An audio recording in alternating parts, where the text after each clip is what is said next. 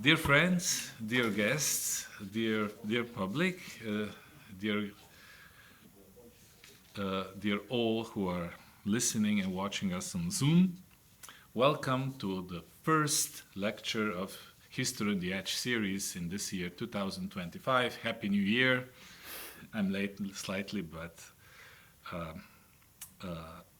we are preparing a lot of interesting lectures. But today, the first interesting lecture, it's called Post-Soviet Reforms of Bureaucratic Systems in Slovenia and Lithuania, and it will be held by our current visiting fellow, Remigijus Civinskas, and I'm very happy to introduce our lecture about the author. Since 2001, Remigijus Civinskas has been serving as a lecturer and associate professor of history and public policy in the Department of Public Administration of Vytautas Magnus University. As of 2023, he also holds the position of researcher at Vytautas Karolins Interdisciplinary Research Institute in Kaunas, Lithuania. With over 15 years of experience in public policy and modern historical research, he has authored several monographs and numerous scientific articles. In his doctoral dissertation and later research projects, he looked into Russian bureaucracy and local government system in great detail. This gave him a lot of knowledge about how systems change and how structural and cultural factors interact. His primary research interest encompasses modern historical bureaucracy as well as public sector reforms.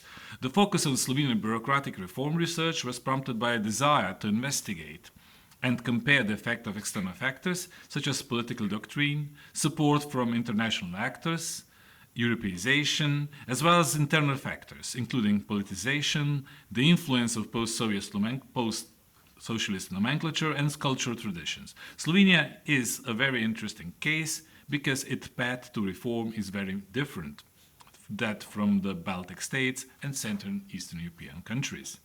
This shows how these factors affect the change in bureaucracy and in very useful way. And I think it's enough of my shaky presentation, and the floor is yours. So thank you very much for presenting me, and I also want to thank for invitation and this scholarship. It gives me opportunity to to collect research data and to have a discussion, to have help by explaining the development of these bureaucratic systems in Slovenia.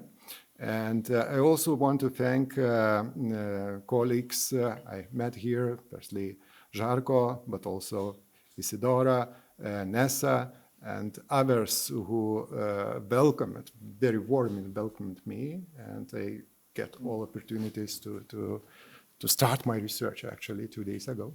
And thank you.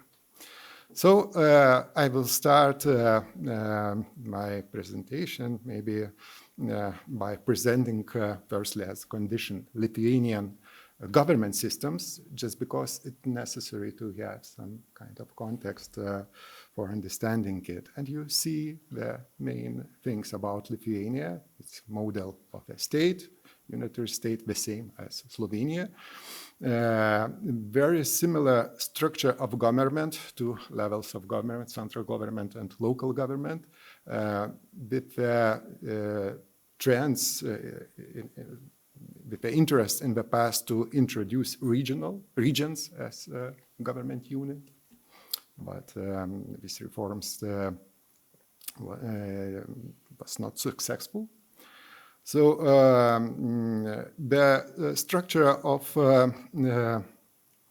government and functions of government are very similar too. There are some differences, of course, it is, but so this is one reason why I chose Slovenian case. Another case, but I started actually, had some interviews and collection of data. I will analyze is Estonia, just because very different path to reforms and change of this structure. But let's start my presentation with idea. So there is a question, why this topic? Why focus on bureaucratic reforms? And answer is not simple one, just because it's necessary to explain the reasons behind it. But firstly, I want to point out that Lithuania, Slovenia, as well as other countries had different path for building up the state institutions, and later these bureaucratic systems, as I will call it. Mainly it is civil service system and public management system, as they called formal, as they are called. And there are also some others reform I will maybe explain a little bit later. Another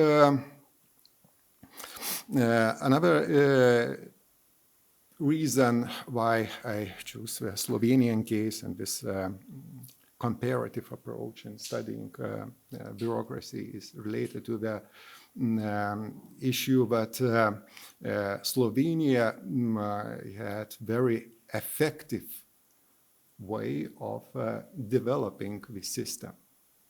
And the results of these reforms are very specific in one way, but at the same time they are very effective. It could be discussed, of course. It depends on the evaluation, analysis of it, but still maybe I will go later. The third reason is that,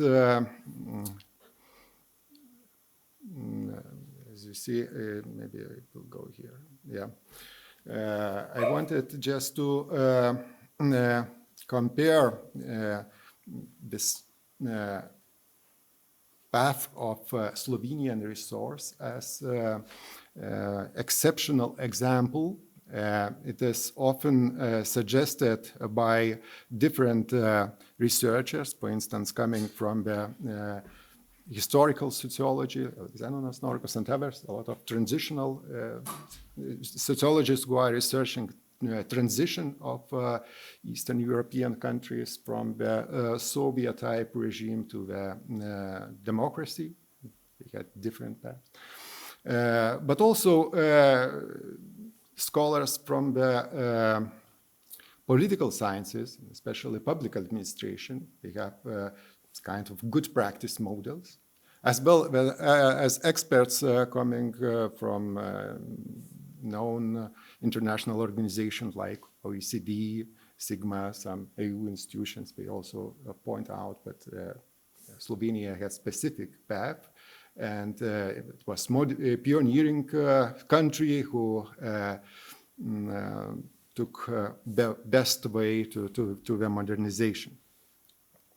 So to sum up, these three reasons was behind my decision to take Slovenian case as one dimension of research to compare Lithuanian path to building up the systems and later developing them. And another, as I mentioned, another path is Estonia. It's another case, but today I leave this Estonian case behind, and my research is focused on comparing Lithuanian and Slovenian reforms. So, few words about conceptual approach. The key concept in my research is context. Of course, it is historical context, not modern context, historical context in the past, and different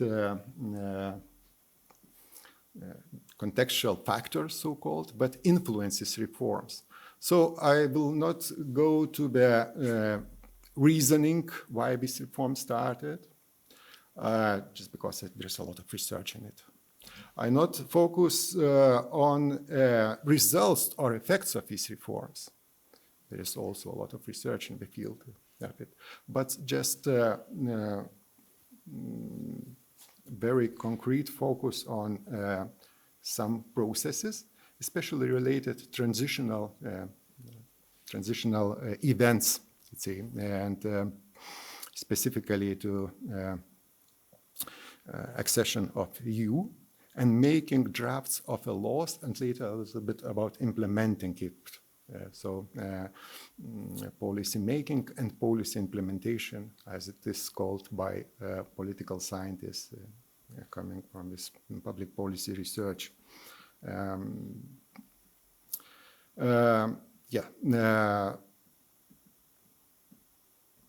this comparative scope, as is displayed later. Few words about context. Why it's important context?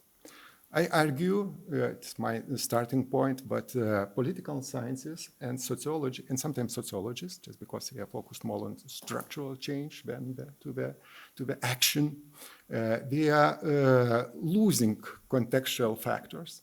They are not taking as research objects or variables. It is not important for them. Just because for reasons the research scope or the research focus is very narrow, and they are taking it, and it's a limitation of, I would say, research related to this topic in public administration research, other political sciences, as well as political sociology. But of course, it could be discussed. So there is a need for a historian to look up to this topic, and I return it later. What the method I'm trying to use to explain a little bit. I started with research in Lithuania, a little bit collection of data in Estonia, but I will go to Estonia also, maybe this year, maybe next year. And I made some interviews yesterday, today, so I started this research here too.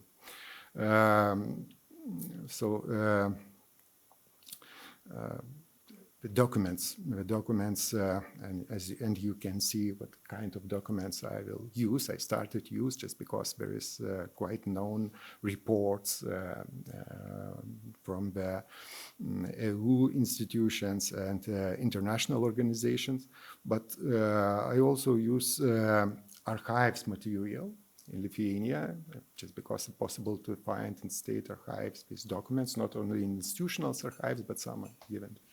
And it's possible to access quite easy them, so I used them.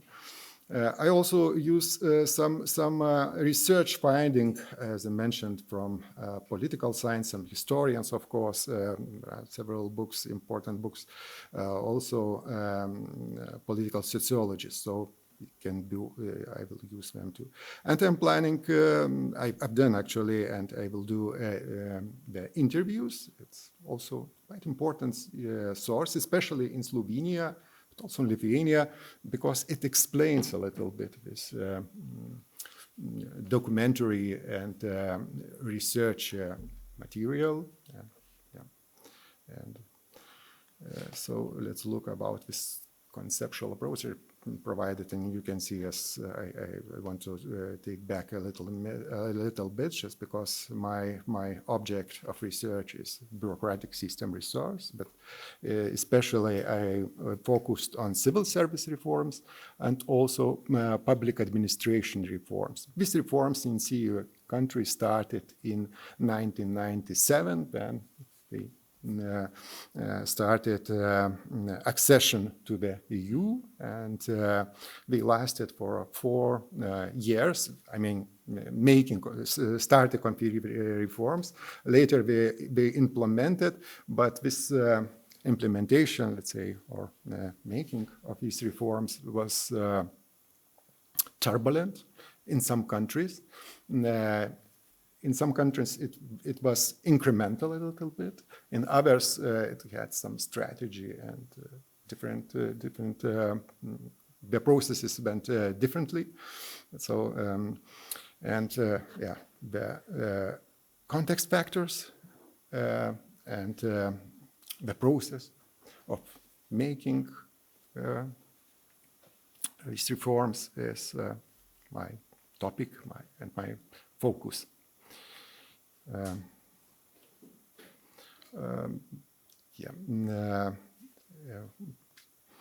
So let's start a little bit talking about the first research. This maybe you know there is a lot of research about transition of Sreda and Baltic countries for Soviet or Yugoslavian regimes to new democracies, and this, as I mentioned before, building up new institutions. And this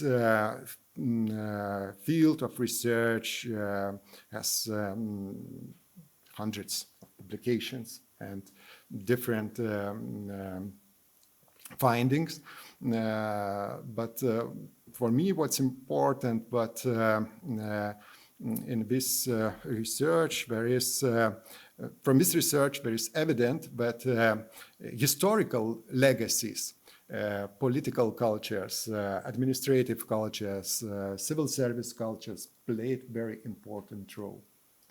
And this gives me a research stand to explain and understand how we influenced. But on the other hand, this sociologists and other scholars from other fields, they do not explain some phenomena. For instance, they do not explain how they influenced some persons, or let's say some decisions on them, just because they are looking to the transition from the structural change. So it's more focused on structure than on the action. So I think that it's necessary to take on the findings of them. For instance, Zenonas Norkus had this idea that Lithuania had middle taken very specific path between Estonia and Slovenia. Possible to say that it's kind of specific transitional path. These two countries, as you know, they're leaders in accessing EU, but had very different visions and strategies how to access EU. So Lithuania tried to taken maybe a Slovenian case, but also at option Lithuania. And there is a joke, you know, in a Lithuanian public discourse. There is a lot of evidence, but we are trying to compare themselves between Estonians, just because there is a neighboring country. But as well to the Slovenian case, because for political scientists, Slovenia is exemplary case how to make reforms. Yeah, exactly. And Zenonas Norkus also found that it's necessary to focus not only on his Estonian case, because very specific, but it's necessary to look how Slovenia successfully built up these bureaucratic reforms. And the idea is there's a lot of also political scientists research this topic. There's comparative research. Well, I don't want to go deep in it because of time, but there's no historical research. And I found one book and one conception, and you can see it's Italian, Lorenzo Castellani. He is a historian, but also political scientist in the same time. His political history is main object of research. He's written a book about Margaret Thatcher and later this conservative government, some Labour government followed in United Kingdom, about 30-year history. And this book gave me an idea, but it's also possible to come to my country and have different view to the past, to the past phenomena. And so let's start. Maybe the next parts of my lecture will be more interesting. I will go deeper into the case analysis and other topics. And as you can see, this metaphor, this proverb about devils and angels and details. And the idea is that it's necessary to look into the details. And I think historians are very good at this. Because, as I mentioned, we are more focused on action. Not all historians, of course, but comparatively to political scientists or political sociologists who are more focused on the structures. So you can see, I took one example of facts and stages of Slovenian reforms, and from this timeline, you can see how these reforms started. So first, condition, as you know, this transition from Slovenia, and it was very different to Lithuania. We have today discussed that, and you know, this, I don't want to go deeper on it. But lately, there is the process when this started, and you can see, but Slovenia have taken this gradualist approach, and the start of reforms is 200, the starting of preparing of a draft, the special working group was development of civil service law, Civil Service Act draft, and also another one started lately, law and salary system, so-called. And it took 2 years for development of it, and this process was very intense in legislation. Of course, it was monitored and guided by international organizations, but it's interesting, but these details, you know, but we don't know how. I asked some political scientists, they say, we don't know exactly. Just because there is no documents, nobody researched how it was on the, what was in these working groups, what persons was involved, how they communicated, what kind of correspondence was. Was the design taken by Slovenians themselves, or was it guided by some experts? There is my hypothesis, but this was done more by Slovenians than by EU experts. I will explain it was very different in Lithuanian case, but and as you can see, this reform started, implementation started in 202, 203. There are a lot of important factors from the politics that are coming, just because, as you know, several government changed during this time. But there is also a very specific development of this law on salary system, just because about 48 unions were involved in discussions and debating how this this law has to be designed and how it have to be implemented. And it was very dynamic process, as I get from some research finding by political scientists provided. So, but these reforms, if you looked from the results and outcomes, we can see that these reforms were very effective in a way. The Slovenia built a very stable, very comprehensive system, and it was it's possible to say, but our international organization, EU, found it, but one is the best systems in the region.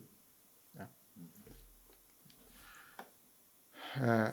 There is a little bit different path by public administration, building of public administration, so-called structural reforms. But due to the time limit, I will pass it and maybe later come back. And how it was in Lithuania, as you can see, the timing is similar, just because all around the region. But the content of reforms, so the vision, how to build this system, the aims, and the menu of reform was very different. And it's possible to say, but firstly, we started earlier, and it was not, the impetus come not from the EU, just because we tried to form civil service law in 1995, just because without EU, but we built it very strange law, just because even the name of the law had negative connotation. It's very strange. Not civil servants, but something like civil bureaucrats. Yeah, and the naming in legal concepts were very mixed in regulation, so it was very turbulent as a named system. And we tried later to navigate and to bring it more, to make it more stable. And international organizations helped. Actually, we copied a model from Spain, and I'll explain later about this. So the development, building of this system was a little bit difficult, just because in 202 they renewed this, but it was significant revision of the law, just because we changed about 1/3 of the norms in it, etc. So let's look to the some interesting data. There are some similarities in process. Lithuania started earlier, but there was different path. Slovenia gradually prepared these laws. The models are also a little bit similar. I don't want to go deep to these things, but there are some similarities. And outcomes. Slovenia built a very stable system, and it lasted for 18 years. Some laws, there's regulations about. Lithuania built it also quite efficient, but it had taken numerous renewal of this law, and was not so efficient. Yeah, but it's necessary to look to the details, and details are important. Some experts, were international experts working in the Sigma mainly, like Francisco Cordoba, Tony Verheyen, and others. I don't want to mention the name, they are unknown. They're very important. And this Spaniard was a friend of Lithuanian civil service agency. Yes, such kind of agency. We had good relations. I met several times him. I saw, how they, what kind of relations we have from how to say, backstage, backstage relations, etc. And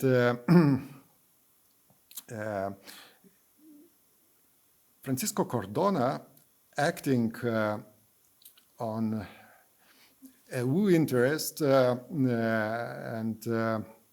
mandate to help Lithuania make the draft of the law, he suggested Spanish model of civil service development. Local government model was taken from Spain. It's very strange, just because direct relations. And also other reforms, just for the reason, but other experts in the working group had not enough competence in it. It was only one American professor from a public administration, but he was American, and it's very different systems and etc. So I guess from the some correspondence from the protocols and some interviews, I can say that he was a main designer of the civil service system and a little bit of other reforms. And you know this name. I will try to know a little bit better. The idea in research, there is a proposal that Slovenia had better intellectual capital for designing of these reforms.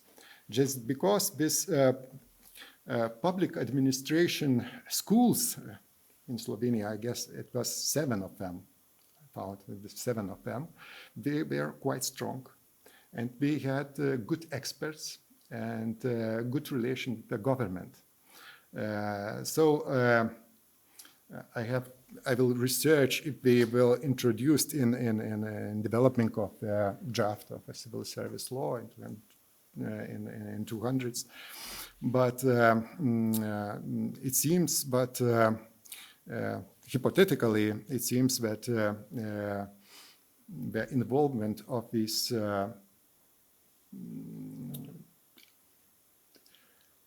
academics into reform process was very important. But it could be discussed just because experts have different views to this. And I will search for objective criteria for analysis, just because there is a lot of issues, just biases and ideology behind, and interest and power relations. It's important to analyze them. So, but and Gregor's Birant position in Janša government and later, it seems, but was very central, as well as establishment of Ministry of Public Administration, just because these more liberal reforms related to new public management doctrine and other things were introduced by this ministry. And it was very different path to the civil service development. It's a little bit different part, just because new agencies started. As you can see, also total quality management instruments were implemented. Also this red tape bureaucracy program to fight with the red tape bureaucracy, not fight, but to eliminate the red tape bureaucracy, and others started from 202 when socialists were on the rule. It's also interesting fact. The similarity between it is just because it's interesting, but socialists started liberal reforms. They are not opposed even to the privatization. Yeah, that's strange thinking and contextual factor as well. Quite. Yeah, so there are several other contextual factors. Just briefly look into them. Maybe it will be interesting just because, it's necessary to find these details. And firstly, I would say that some of them especially important in these critical junctures, so-called name then policy is changing, or some important events, some political shifts. And first thing what is important in a context is this normative categories. As you can see, tradition, what come as a legacy, cultures, and other things. And some of them from the Slovenia, so I'll pass a little bit, but I will talk about Lithuania. One specific thing is nomenclature and clientelistic or patronage type relations. in the government and in bureaucracy, and especially in this higher so-called civil service.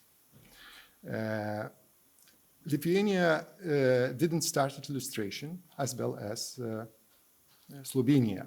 As I know, in 1993, they had a draft on it, but later decided not to go this way. And there was a lot of discussions about that, just because Estonia, Czech Republic made this illustration. And some scholars are explaining that this illustration helped to make the system more democratic, more meritocratic, more open, and efficient in a way. But others say, let's look to the Slovenian case. It's not the case for this, just because they developed this system quite well. And you have to look to other causal factors, for instance, like democratic decision-making coming from the legacy, this democratic labor market, democracy in labor relations. So, democratic capitalism, it's named also. Another thing, it's the whole government approach. The system was very focused on narrow interests, so it's necessary to see that institutional interest as well as political interest is very specific.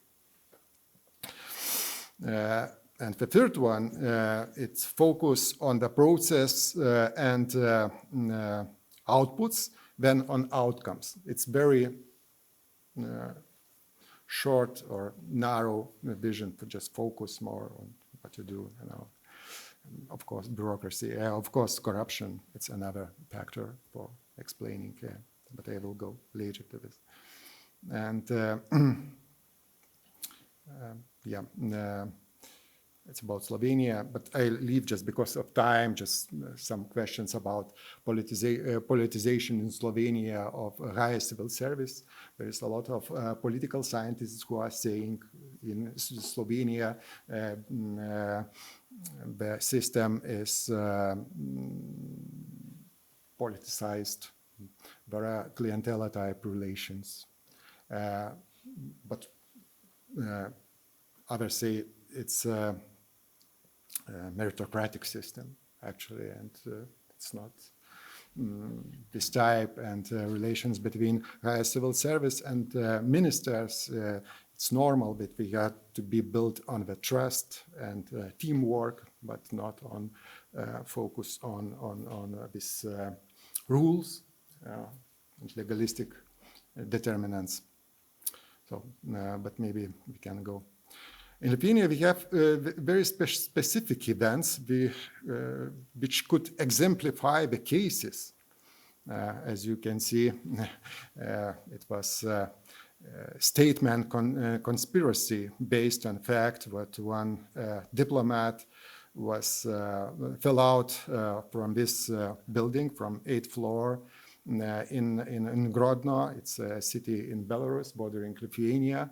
And the Belarus explained after evidencing it, but he missed toilet with a balcony with a toilet in the night just, and went out. But later it started some kind of movement. The widow of the Pocius said that now there is something related to Lithuania. There is not enough evidence that it was some specific reason for his case. And this issue in politics started, but it had also some effects on civil service. Because, as you see, they found this clan of high politician and civil service, servicemen, and said they had some conspiracy. They wanted to have some kind of power. And this case was brought to the political agenda several times. The last time it was 2 years ago.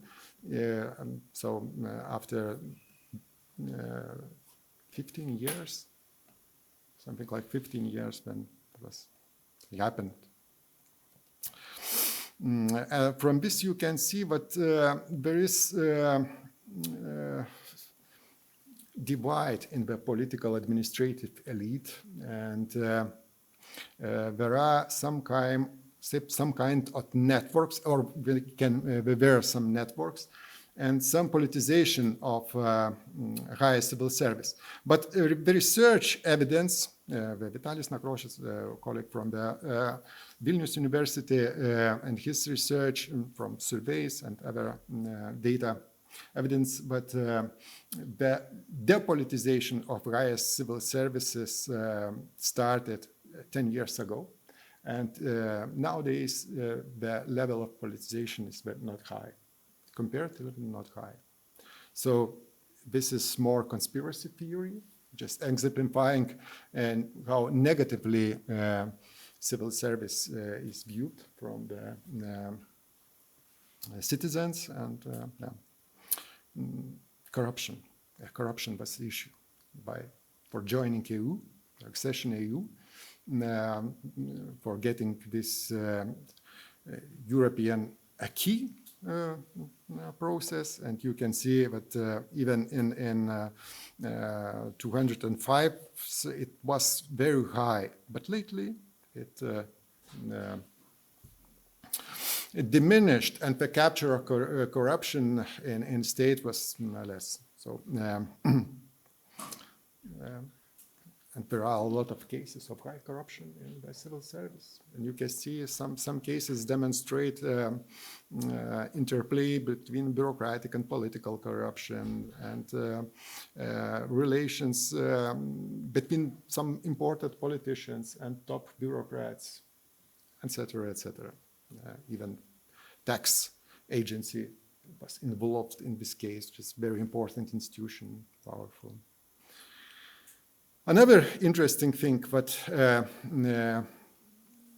neoliberal experts are very strong in Lithuania in comparison to Slovenia. It's a small detail, but it's necessary to take into the as a contextual factor. For instance, this Free Market Institute, and you can see the working from the 1991 until one, had very important in decision making. I'm trying to find out. Also, academics, as I mentioned, the role was very different, and I will study it just because involvement of academics. For instance, some political scientists in Lithuania had private institutes, and their services was contracted out by government.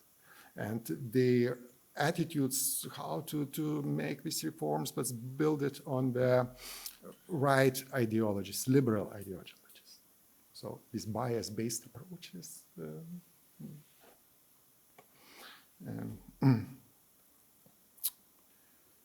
Yeah, and key takeaway. What from these lectures we can take. Yeah, I think this historical approach, by looking from historical perspective into the phenomena of building and later developing bureaucratic institutions, it's quite important, just because it's necessary to find and analyze the archives, documents. Political scientists, sociologists never done this.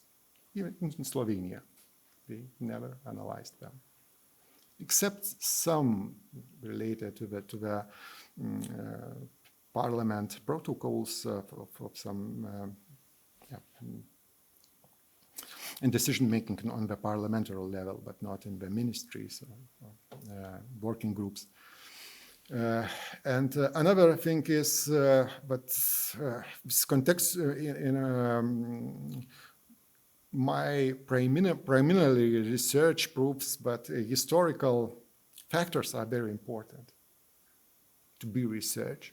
And it's necessary to research them not only as the concepts for explanation, but to have historical evidence, more concrete data to prove. So it's we have to be not only as a normative, used as the normative concepts, but also historically proven. So it's the idea.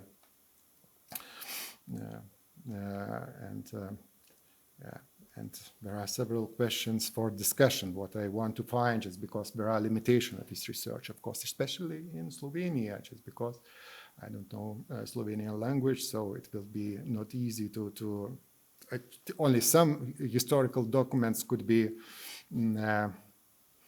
used. I found a path how to search them in the archives, but I don't know if it's possible to find them and research.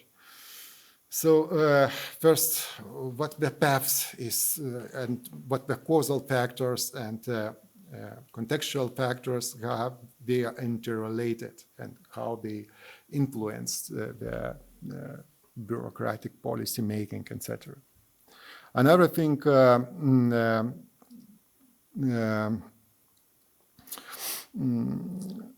what broader insights for discussions about bureaucratic transformation? Just because if you look only into actions, for instance, about agency, about top bureaucrats, politicians, how they important, what kind of power relations, what's inside policy. It's one thing. But it's necessary to go back onto long-term transformation and analysis and to relate to other research. Well, and it's a little bit challenging. So I have a lot of questions, and your questions, your suggestions would be valuable for me.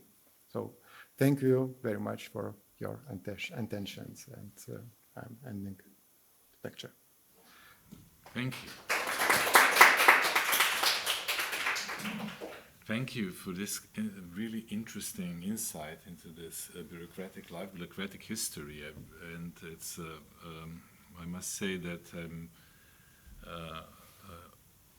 you showed how interesting, how compelling, and how, let's say, contested also is the history of bureaucratic life, as we usually know, but we don't. It's definitely not just in our place in Slovenia, but also, I suppose, in European level, also through historical research and the research area of it, and on the other hand, highly contested, because there are different approaches and also ideological approaches towards it.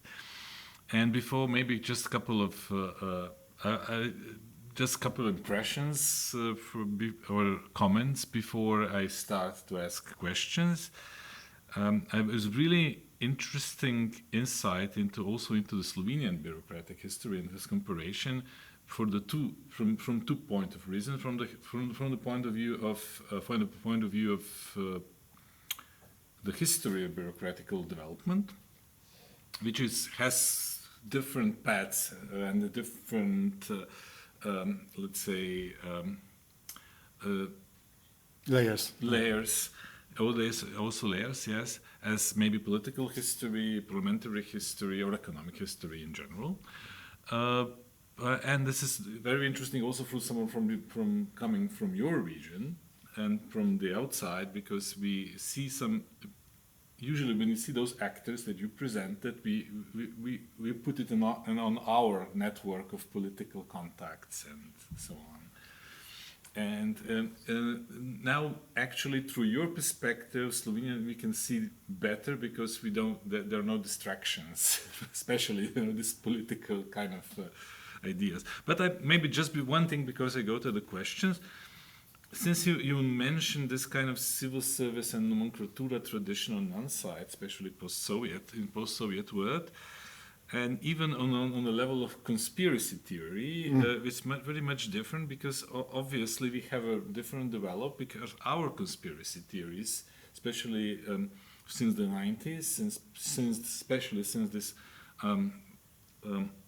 not successful illustration kind of debate, goes in a direction that they're not, bureaucrats do not exist in this theory as an actor.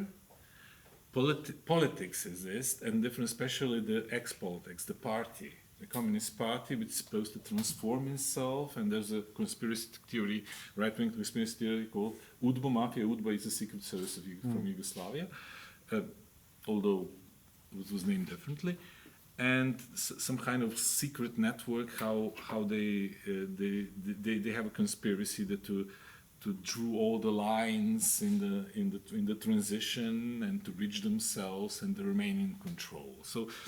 But it's the actors, if you read those conspiracy theories, the actors are not bureaucrats. Bureaucrats is not something that to blame for. To be named for. They're politicians, these are the old party structures, it's a lot about economy, and especially people researching this connection of secret services with economy, which are well known in Yugoslav period, and then continuation of that, and there's some things that you really, as a historian, if you don't go into details, you don't know if it's true or not.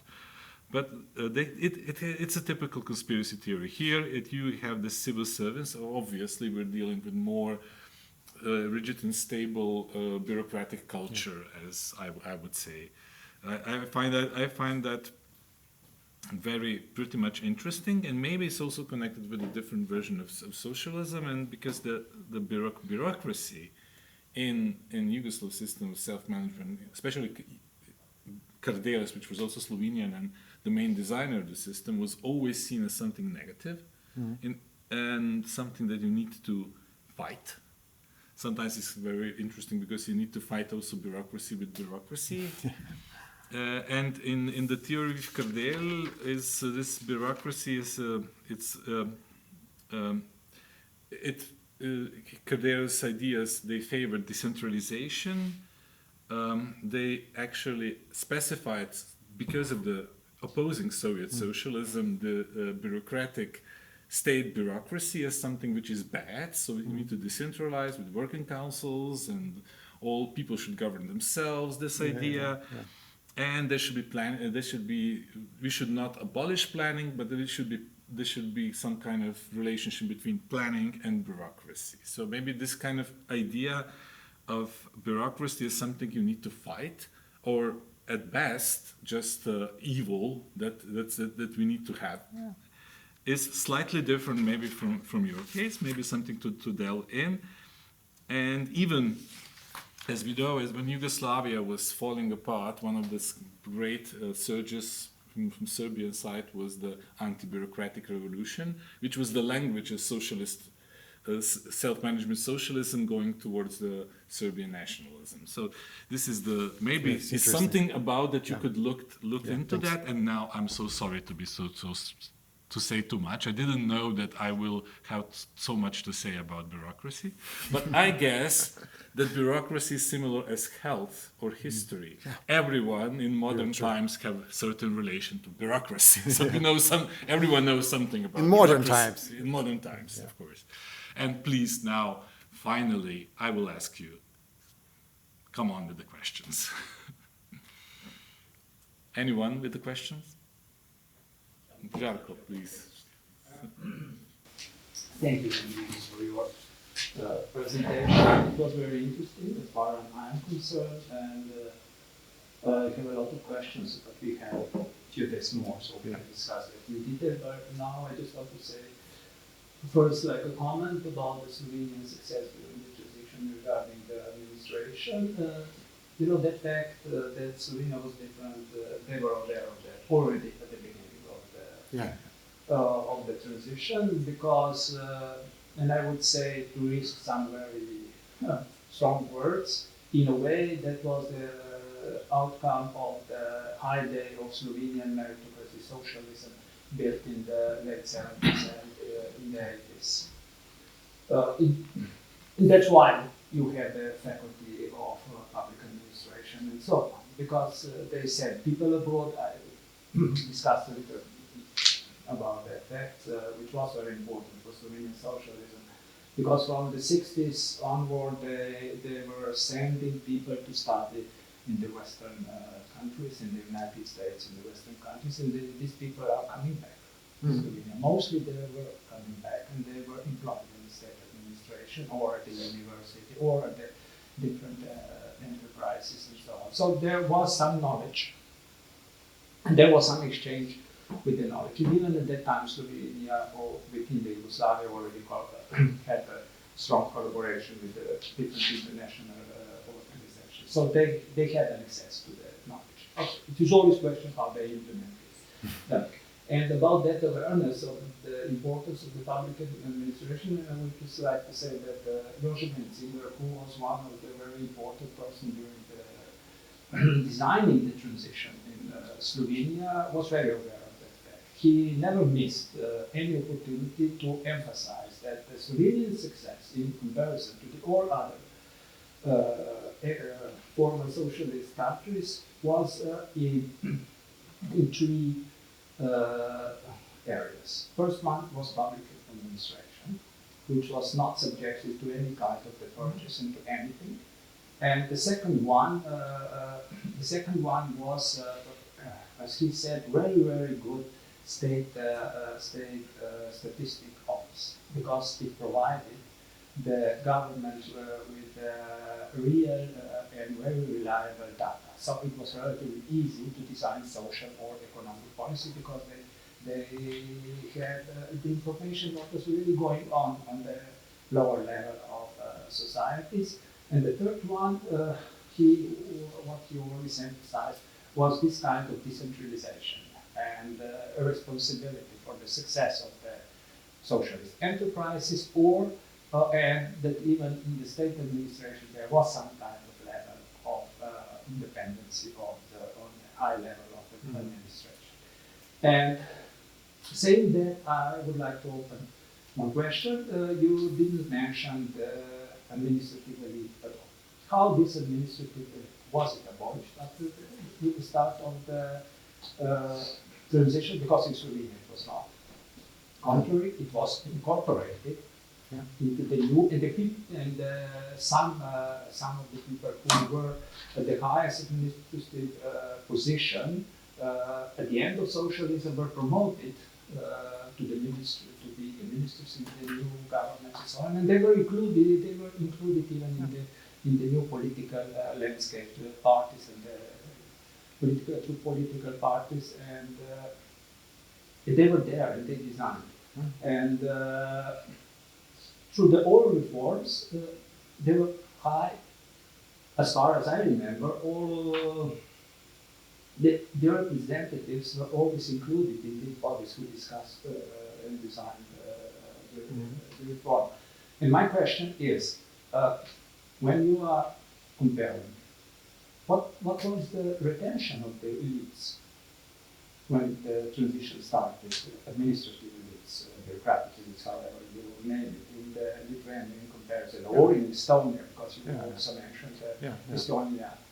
Because here there was no changes at all. There was completely continuity. In the most of countries there was no changes except Estonia, Czech Republic, and maybe some others. And we are discussing what the effects, just because these networks of old elite, of course, new people came to and get some power, but they continued, and there is only these things, how strong they, how important they are in decision-making process. Just because, as you said, there is political actors, politicians, as well as some high-ranked civil servants. And in Lithuania, they are very strong and influential. There's some research about it, but a little bit under-researched. Just they're taking this argument as granted. The nomenclatura relations exist, and they stopped Lithuanian modernization. But as I said, it's necessary to have more detailed historical research and more strong evidence about it, just because it's taken as granted. Some others say, look, from 10 years of reform or 20 years of reform just because we can look into phenomena retrospectively. And it's possibly to explain, possibly the corruption, high level of corruption, as well as politicization stopped and hammered reforms of public service, public administration, and others, of course. But on the other hand, it's possible to say that it's possible, but different dynamics it was. Some historians or political scientists are saying that Lithuania and some other countries follow it and modernized the system. Maybe not so. They are not so efficient as Slovenian case, say civil service reform, but so for me, it's quite interesting this argument for taking hypothesis from Zenonas Norkus when we use this concept of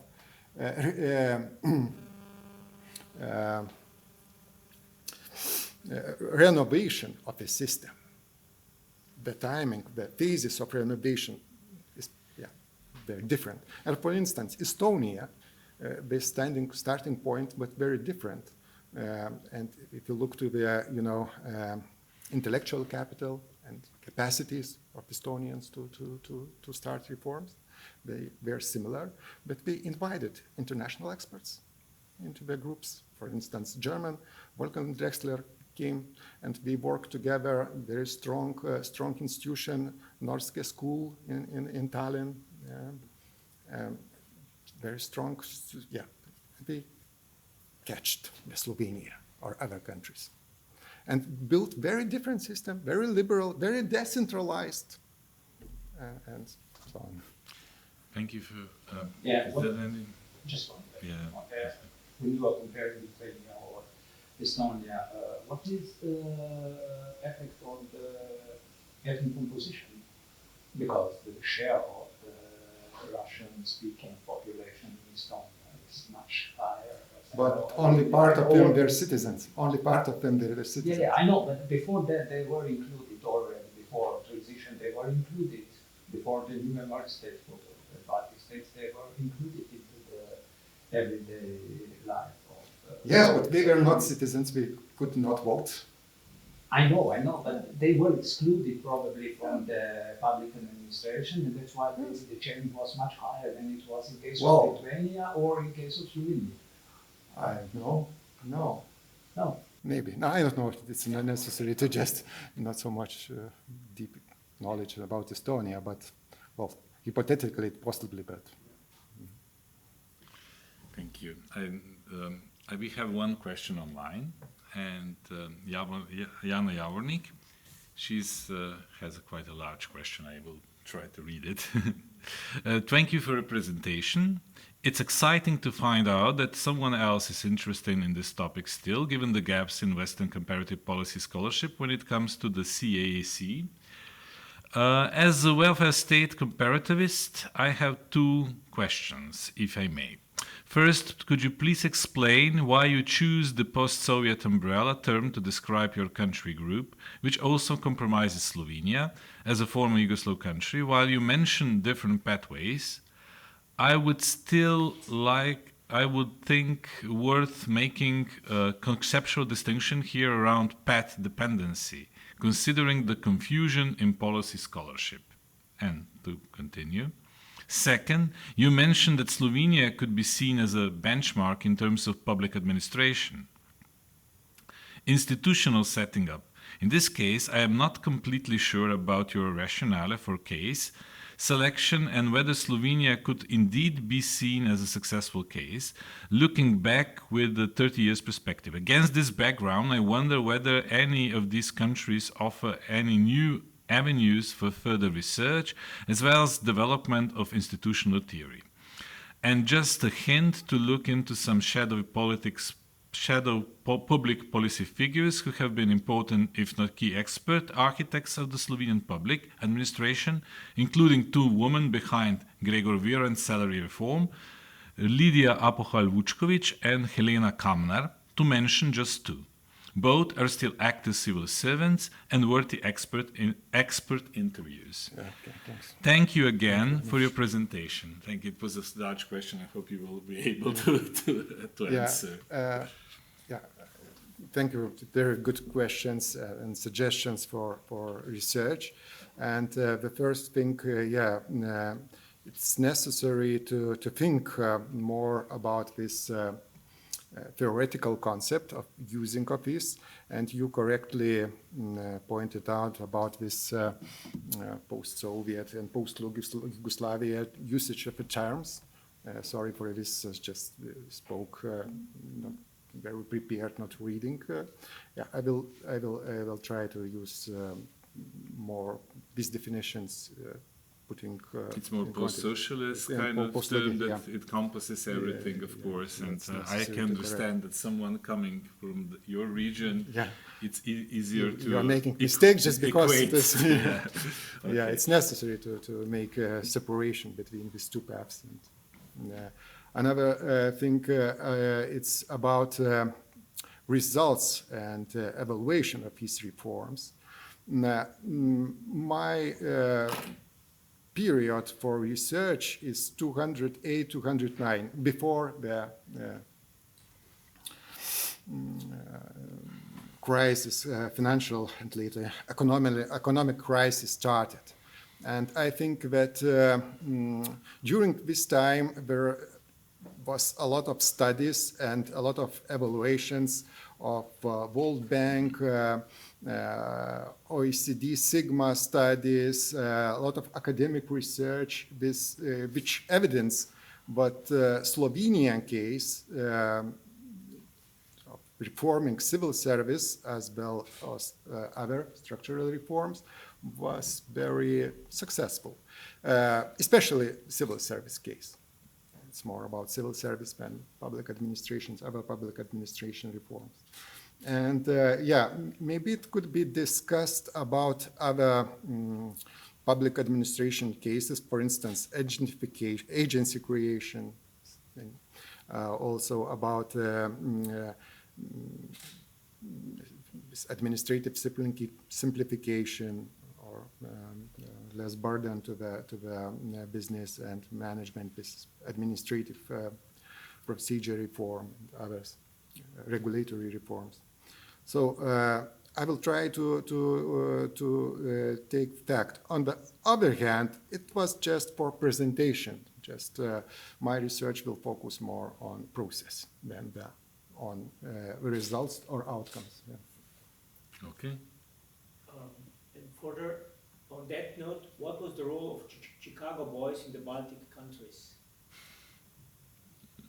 Well, sorry, I don't understand this question.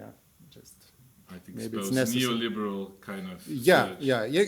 If we go to this neoliberalism coming from United States of America, it was important. Lithuanians started some reforms by the help of Canada, just because Canada had special project giving $2 million Canadian dollars for Lithuania. They started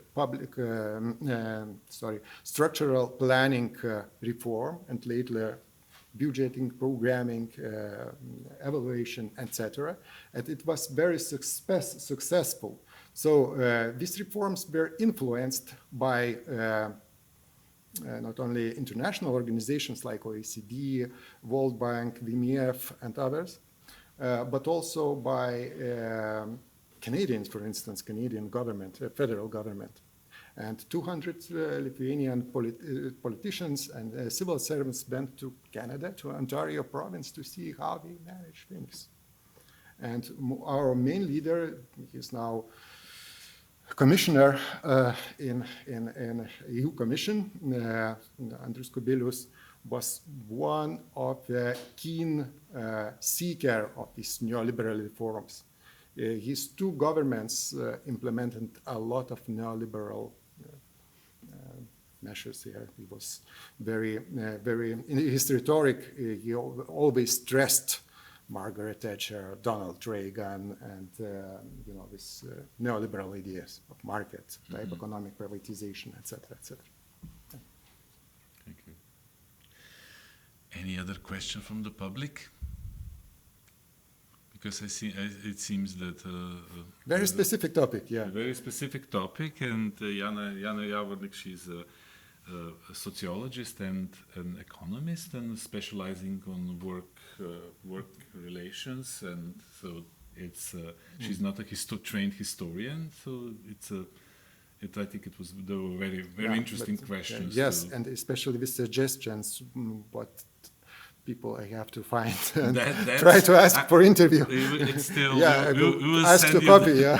To copy. Just because one person I found, other people said, well, you have to find this person, but they saw some of them are retired, so it's not. So I guess her idea was that behind Gregor Viren there were some very women who actually were making a lot of important stuff.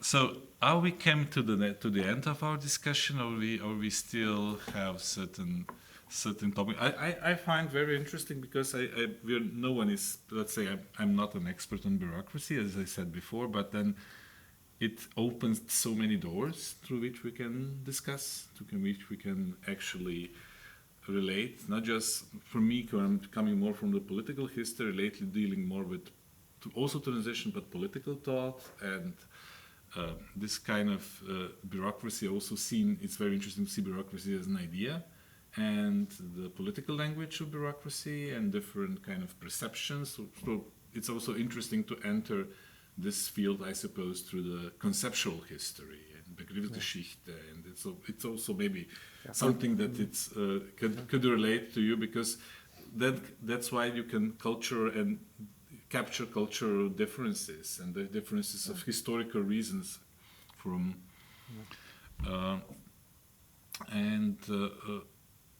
I just want one question. This kind of Spanish case, was that for any reason, or it was just for a person? Just he was a person. He was leader of a Sigma, this international organization, and different person came to a different,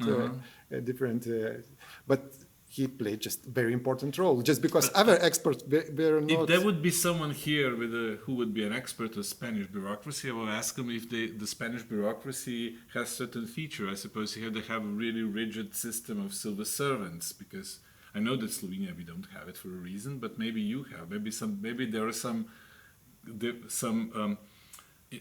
structural similarities that people in Lithuania, bureaucrats in Lithuania, realize maybe a Spanish case is good for us.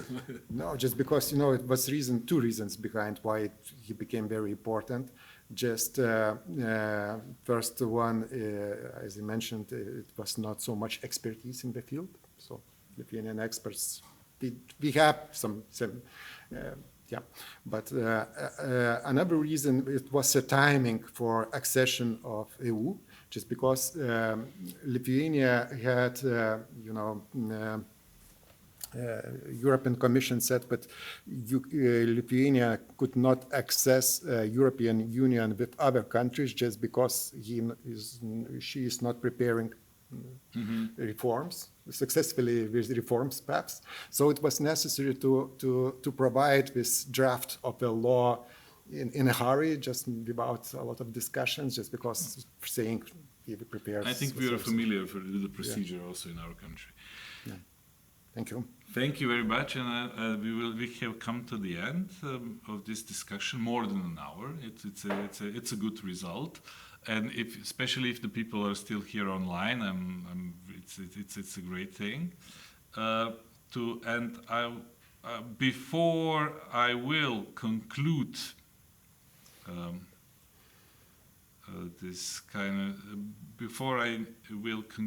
we will conclude our session.